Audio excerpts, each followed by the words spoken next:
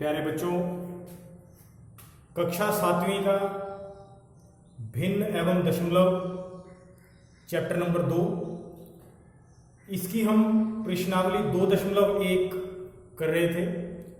हम पहले 3 सवाल समझ चुके हैं और उन्हें कैसे हल करना है ये भी हम सीख चुके हैं। आइए चौथा सवाल करते हैं इस प्रश्नावली का। पहले हम रकम को बड़े ध्यान से पढ़ेंगे और उसे समझेंगे। तो आइए रकम को पढ़ते हैं। एक आयताकार कागज की लंबाई 12 सही 1/2 सेंटीमीटर और चौड़ाई 10 सही 2/3 सेंटीमीटर है। कागज का परिमाप ज्ञात करो। बच्चों, इस रकम को पढ़ने के बाद हमें ये बात समझ आई कि हमें एक कागज दिया हुआ है जो आयताकार है, आयत के आकार का है। और आपको मालूम है इस प्रकार की आकृति आयताकार होती है।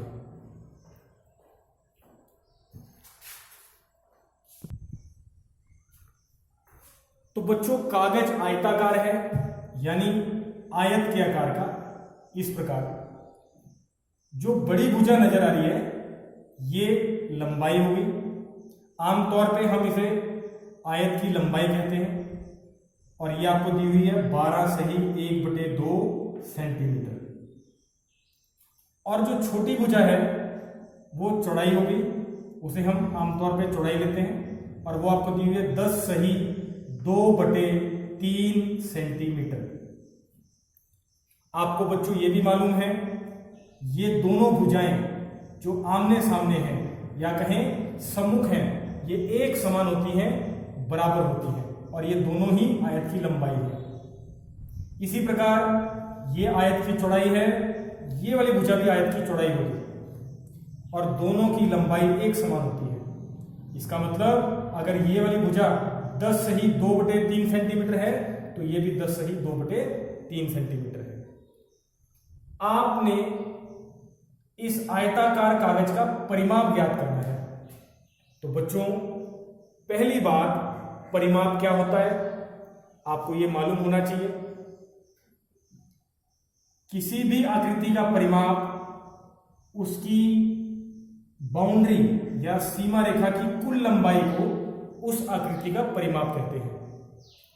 इसका मतलब अगर हम इन चारों भुजाओं की लंबाई को जोड़ दें तो ये आपका बन जाएगा आयत का परिमाप। और वैसे भी छोटी क्लासों में आप बच्चों ने आयत को अच्छे से समझा हुआ है और आपको आयत के परिमाप का सूत्र मालूम है।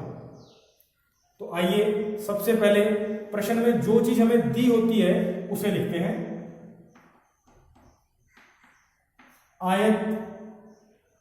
आयताकार कागज की लंबाई 12 सही 1/2 सेंटीमीटर। इसे हल कर लें। यह अभी मिश्रित भिन्न में है, इसे अनुचित भिन्न में बदल लें।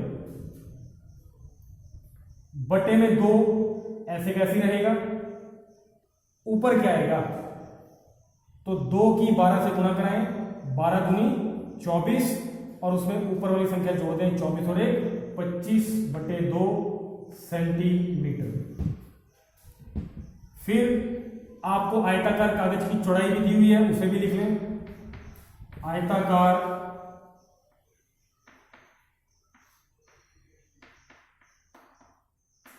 कागज की चौड़ाई वो आपको दी हुई है 10 सही 2/3 सेंटीमीटर।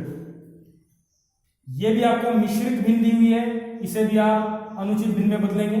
बटे में 3 ही रहेगा। ऊपर क्या संख्या आएगी तो निचली संख्या की बीच वाले से गुना, 3 दाया 30 और ऊपर वाले उसमें जोड़ देंगे 30 जमा 2 32/2 सेंटीमीटर। अब हमें आयताकार कागज का परिमाप निकालना है। आयताकार कागज का परिमाप, तो इसका फॉर्मूला है 2 गुना लंबाई जमा चौड़ाई, 2 गुना ऐसे कैसे, ब्रैकेट ऐसे कैसे, लंबाई की जगह लंबाई का मान 25/2 जमा ऐसे कैसे, चौड़ाई की जगह चौड़ाई का मान 32/3। यहां आप बच्चों ने ध्यान देना है, पहले हम इस ब्रैकेट को हल करेंगे, जो उत्तर आएगा उसकी 2 से गुना करेंगे। ब्रैकेट को हल करने का मतलब है इन दोनों भिन्नों का योग ज्ञात करना, जो आपको आता है।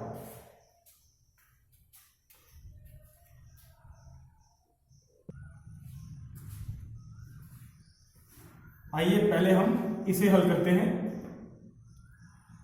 25/2 जमा 32/3,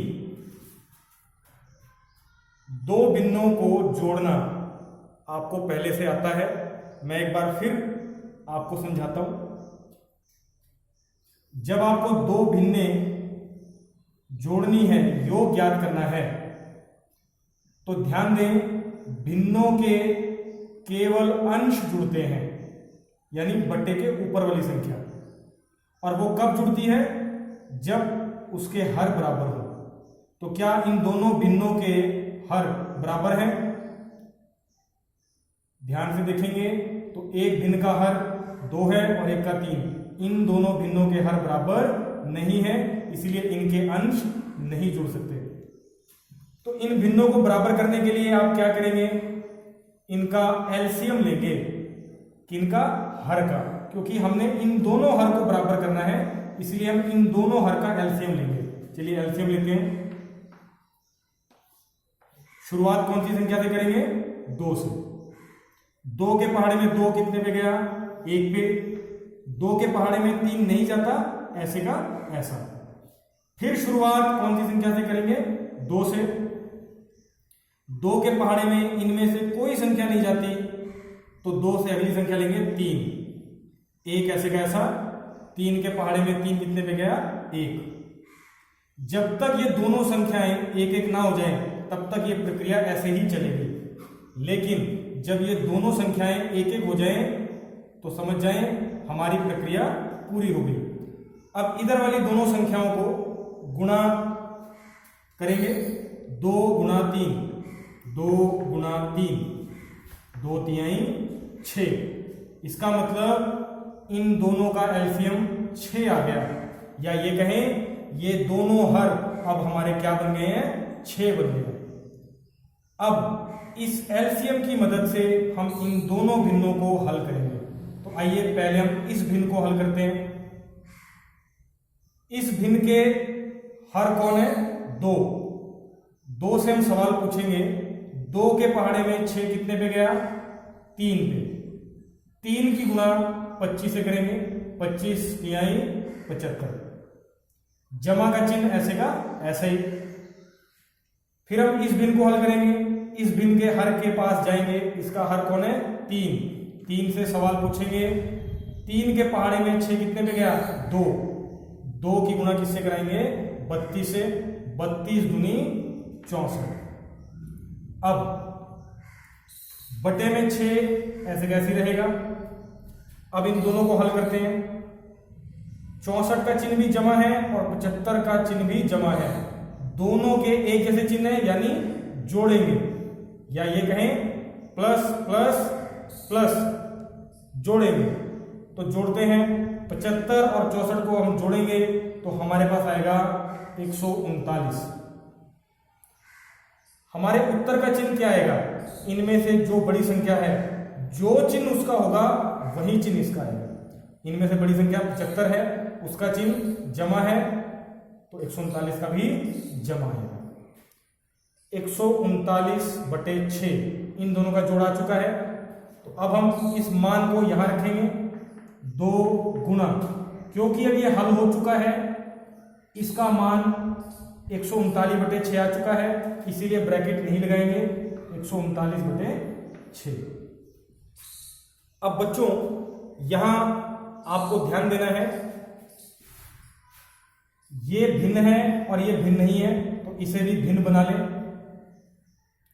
और अब भिन्नों की गुणा करने के लिए आपको क्या बात ध्यान रखनी है, क्या कोई संख्या ऊपर और नीचे है जो एक ही संख्या के पहाड़े पर जाती है?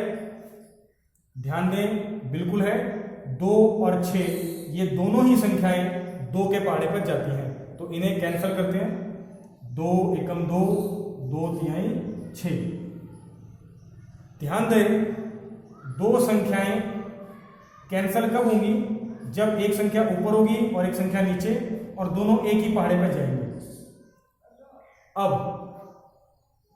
गुणा हमेशा ऊपर वाली संख्या की ऊपर वाले से, नीचे वाले की नीचे वाले से। 139 की गुणा 1 से, क्योंकि अब ये 2 की बजाय 1 बन गया है।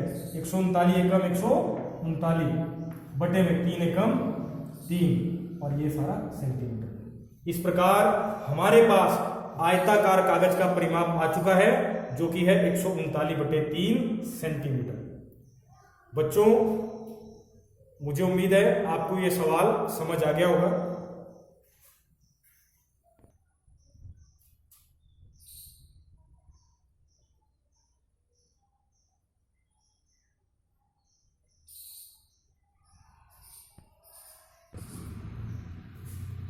अब हम अगला सवाल समझते हैं। अगला सवाल, पहले हम उसकी रकम पढ़ेंगे और फिर उसकी रकम को ध्यान से समझेंगे। आइए रकम पढ़ते हैं। रितु ने एक सेब का 3/5 भाग खाया और शेष सेब उसके भाई सोनू ने खाया। सेब का कितना भाग सोनू ने खाया? किसका हिस्सा ज्यादा था? कितना ज्यादा था? बच्चों, रितु ने एक सेब का 3/5 भाग खाया। पहले तो आप ये समझिए कि रितु ने सेब का जो 3/5 भाग खाया, इसका क्या मतलब है? आप ध्यान से देखें, ये आपको दिया हुआ है 3/5। इसका मतलब ये है कि उस सेब के 5 बराबर हिस्से किए गए और उसमें से 3 हिस्से किसने खाए? रितु ने खाए।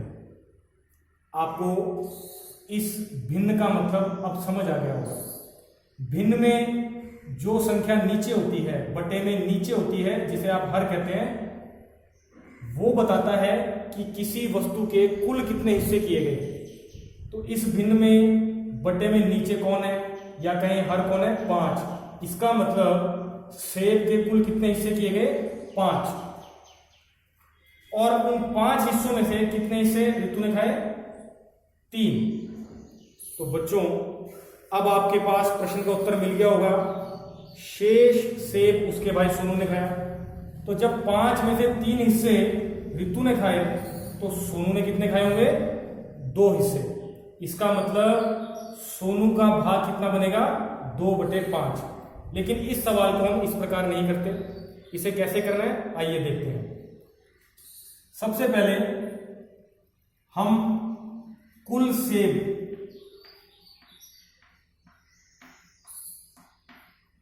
का भाग, कुल सेब का भाग, तो ध्यान करें, सेब के कितने बराबर टुकड़े किए गए? 5। तो बटे में 5 है। जब हम कुल सेब की बात कर रहे हैं, मतलब अभी उस सेब के हिस्सों को किसी ने नहीं लिया, तो इसका मतलब हमारे पास 5 के 5 हिस्से पड़े। ये समझ में आया बेटे? कुल सेब का भाग कैसे लिखेंगे? हमें यहां से मालूम हुआ कि उस सेब के कितने बराबर हिस्से किए गए? 5। तो सेब के जितने हिस्से बराबर हिस्से किए जाते हैं, उसे बटे में नीचे लिखते हैं। जब हम कुल सेब की बात कर रहे हैं, तो उसका मतलब अभी हमारे पास 5 के 5 हिस्से हैं, इसीलिए ऊपर आ गया 5। अब रितु ने सेब खाया, रितु ने सेब का भाग खाया।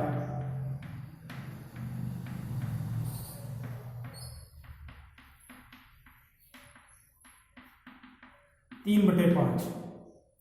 तो सोनू ने सेब का भाग खाया।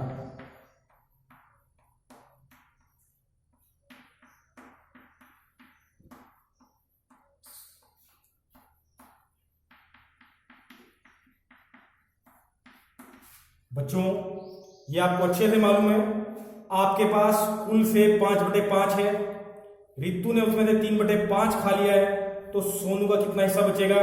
तो कुल में से रितु का हिस्सा घटा देंगे, 5/5 माइनस 3/5।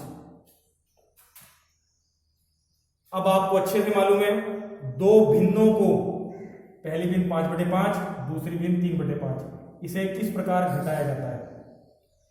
भिन्नों के केवल अंश घटते हैं, और वो भी तब जब उनके हर बराबर हो।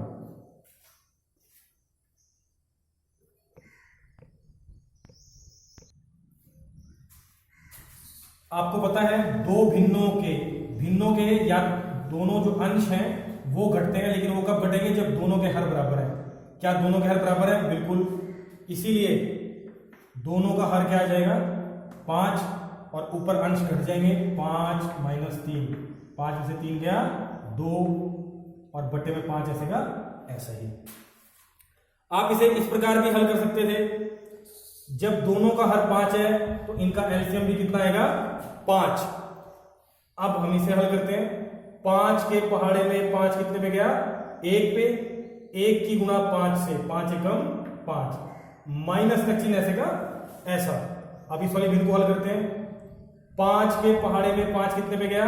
1 पे, 1 की गुणा किससे करेंगे? 3 से, 3 एकम 3। अब बटे में 5 ऐसे कैसे रहेगा? 5 में से 3 गया 2। तो आप किसी भी प्रकार से इसको हल कर सकते हैं। इस प्रकार हमें पता चल गया सोनू ने सेब का कितना भाग खाया? 2/5। पहला उत्तर हमने ज्ञात कर लिया है, सोनू का कितना भाग, सेब का कितना भाग सोनू ने खाया?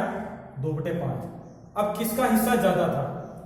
तो दोनों के हिस्से लिख लेते हैं, 3/5 और 2/5। दो भिन्नों में से कौन सी भिन्न बड़ी है, ये हमें उसके अंश बताते हैं, लेकिन वो तब जब दोनों के हर बराबर हों। क्या दोनों भिन्नों के हर बराबर हैं? बिल्कुल। इस बार दोनों भिन्नों के हर बराबर हैं, दोनों के हर 5 है। तो अब हमने सिर्फ अंश को देखना है, इनमें से कौन सा अंश बड़ा है? 3। इसका मतलब 3/5 भिन्न बड़ी है, 2/5 छोटी है, और 3/5 ये किसका भाग है? ये भाग रितु का है। अतः रितु ने ज्यादा हिस्सा खाया, रितु ने सेब का ज्यादा हिस्सा खाया।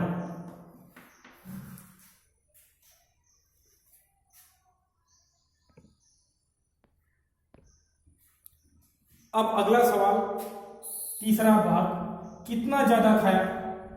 तो बेटे कितना ज्यादा, जब भी शब्द आपसे पूछा जाए कितना ज्यादा, तो इसका मतलब घटाना है, बड़े में से छोटा। बड़ी रकम कौन है? 3/5 माइनस 2/5, ये हम निकाल रहे हैं कितना ज्यादा।